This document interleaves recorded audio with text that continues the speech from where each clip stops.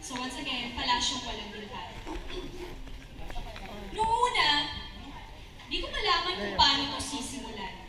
Hindi naman kasi ako kagalingan. Pero sabi nga nila, sugod ray lisod. Murad ka tugod sa una, galisod ko kung saan na ako pagsuklis imong gugma.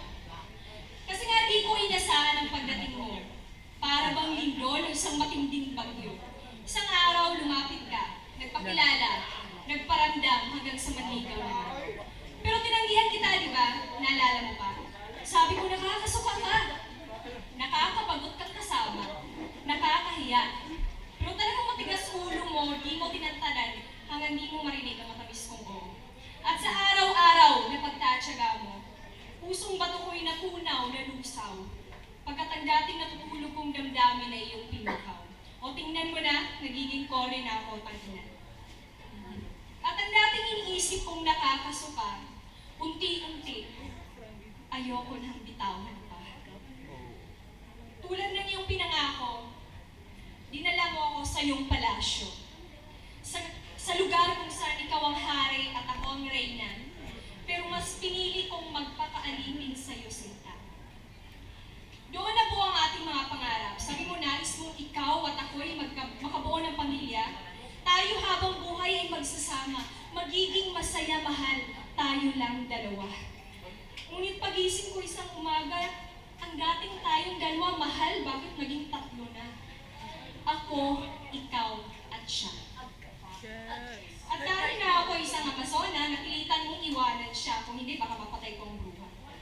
Pero mahal na nanadya ka ba? Kung noon naging tatlo, kinabukasan naging 4 at naging 5 pa, punyeta. Ano pa bang kulang? Saan ba ako nagkulang? Hindi pa ba sapat ang magising ako ng maaga para ipagplansya ka ng uniforme sa eskwela? Hindi pa ba sapat ang pagbigay ko ng password sa FB, Google account, Insta para di ka na magduda? Hindi pa ba sapat ang sugat-sugat na kamay ko tuwing Sabado at Linggo, maikulalan ng mabuti ang mga puti mo? Hindi pa ba sapat ang paglimot ko sa ibang tao at sa sarili ko para sa iyo? Tangina mahal, huwag mo akong talikuran. Huwag mo akong pagtawanan. Habang mas lalong lumalaki ang ilong ko sa galit, mahal, maupo ka naman ang pag-usapan natin ito sa lit. Habang nauubos ang boses ka sa kakasigaw, kakamula ng utang ina. Mahal, maaari pang pahintuin mo ako sa pamamagitan ng paglapat ng labi mong makula. Habang ako'y walang tigil na kakakahulol, at mamaya'y kakahol-kahol na parang asong ulol. Dahil natuyo na nga ang lalamunan at matutulog na namang luhaan. Huwag mo akong pagtawanan dahil di mo alam, mamamatay ako sa sakit na nararamdaman. Kaya naisipan kong lumayo. Tumayo, magpapakalayo-layo. Pero binabagalan ko ang paglakad at pagtakbo para dun sa unahan maabutan mo pa ako. Baka kasi nagbagong isip mo, habulin mo ako para dun sa unahan maabot mo pa ang mga kamay ko. At sa saktong paglingon ko, nakasunod ka. Ang sinasambit mo ay himig ng pagsinta. Mga himig na nakakabaliw. Sapat na para mabilog na naman ang puta at puso kong tanga. Mga himig na nakakaaliw. Sapat na para tumango ako nang sabihin mo, mahal, ulit na tayo. Pinatawad kita. Nagsimula na naman ang bagong umpisa. Pangako mo'y walang lukuhan, walang bangayan, wala nang iba, ikaw at ako ng Sinta. Hindi ko na inalintana kahit ba parang narinig ko na kung saan ang matatamis ng linya. Bumalik ulit ang lahat sa dati na parang bang walang nangyari. Bumalik ulit ang lahat sa dati na parang bang ikaw ay hindi nagmahal ng ibang babae. Ngayon, okay naman ang ating pagsasama. Pinaramdam mong ako ang reyna ng iyong palasyong walang mga bintana. Hindi ako makahinga. Pero okay lang, ang mahalagay magkasama tayo, Sinta. Okay lang kahit nasasakal ako sa mga kamay mong aning mo bakal.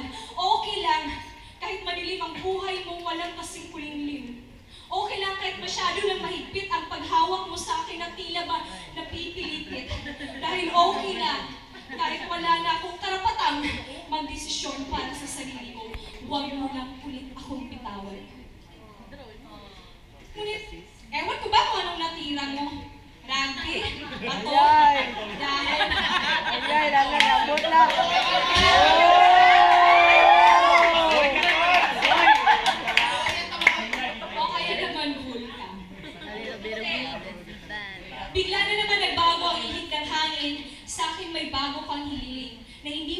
ako ay hahatid at susunduin. Nang marinig ko ang alibay mo, nagdilim ang aking paningin at tila ba di makina ang mga maliliit kong braso.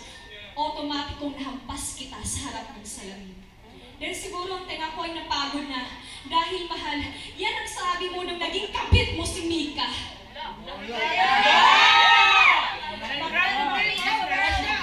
At ayokong sumugal ulit. Ayokong bitawan mo ako ulit. Ayoko.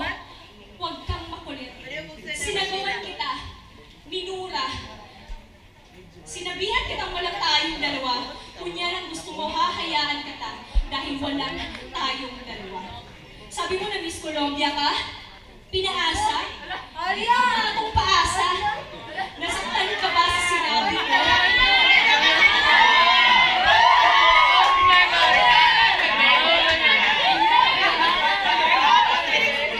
Pero mas masakit yata sa pagkat ko. Ang magbitaw ng mga katagalan sa tao, siyang mundo ko. Mahal, hindi ko sinasadya. Siguro may nailabas ko lang ang lahat ng hinanakot ko. Ang lahat ng dinadala ko. At dahil nasa iyong narinig, nakakuha ka ng tiyempo, ng buwelo, mga dahilang pang siraulo at ito na nga ang kinatatakutan ko. Nakahanap ka na naman ulit ng bago. Mahal, matagal na tayong nagbabangayan. Hindi na bago sa ating dalawa ang ganoong usapan. Mahal, bakit ka nagalit? Gayong dati-dati naman na pag-uusapan natin to ng paulit-ulit. Nasabi ko na noon na mas mahal ko siya, na hindi ikaw ang nais kong makasama. Hindi naman tayo ang para sa isa't isa, pero mahal, anong nangyari pagkatapos noon? Ako yung niyapos, hindi binitiwan, buong magdamag hanggang kinaumagahan. Bakit ngayon iba na? Bakit ngayon hindi mo na kaya na ako'y suyuin, lambingin pagkatapos ng mga bangayan natin? Bakit hindi mo na kaya? Nais mo na bang lumaya? Hindi ko na kaya. Gunitan. Ang kasagutan sa tanong ko, hindi ko alam. Hindi ko alam dahil ayoko namang ipaalam. At ano, tatayo ulit, lalayo, magpapakalayo-layo. Pang ilang beses na ba ito? Hindi ko alam. Kung makakaya ko pa, kung makakaya ko pa ba? Hindi ko alam kung babagalan o matulin akong tatakbo sa daan. Hindi ko alam at ayaw ko din ipaalam. Ayokong ipaalam na ako'y magpapaalam. Paano ba magpaalam na hindi pinapaalam? Mahal, hindi ko rin alam. Pagod na ako. Ayoko nang magsilbi sa'yo. Ayoko nang maging reyna. Hindi, alipin pala. Ang nais ko lang ay lumayo, tumakbo, pumunta kung saan hindi na kita makikita. Mahal, huwag mo akong pigilan sa pagkakataong ito. Nais ko nang lumaya sa palasyo mong walang bintana. Nais ko nang bumitaw. Dahil mahal, hindi ko na kaya. Kayanin ko na ito hindi na mahalaga. Pagkat iba na ang nais mong maging reyna. Mahal, gusto ko pang lumaban. Pero binhi na lang siya pinalitataman. Ang lahat ng matatamis na tawanan at pinagsamahan, atin ang kalimutan. Bibitaw na ako sa pangakong walang hanggan. Bibitaw na ako sa pangakong ikaw lang at ako. Dahil mahal, pinapatay mo na ako. Gulanit na ang puso kong binuo mo noon na sa bandang huli, ikaw din pala ang wawasak uli. At sa aking pag-alis, hindi na ako lilingon. Pangako, ipangako mo rin huwag mo na akong susubukang habulin o hanapin kung saan man ako naroroon. Dahil nais kong hayaan ang mapa akong dalhin ako sa lugar kung saan ako nababagay. Sa lugar kung saan ako makakakilos at makakahinga ng matiwasay. Mahal, paalam. Mamimiss kita ng sobra. Mamimiss ko ang maging reyna sa palasyo mong walang bintana. Pero tama na, hindi na ako makahinga. Gusto ko nang huminga. Gusto ko nang lumayo sa palasyo mo. Sa palasyo mo walang bintana.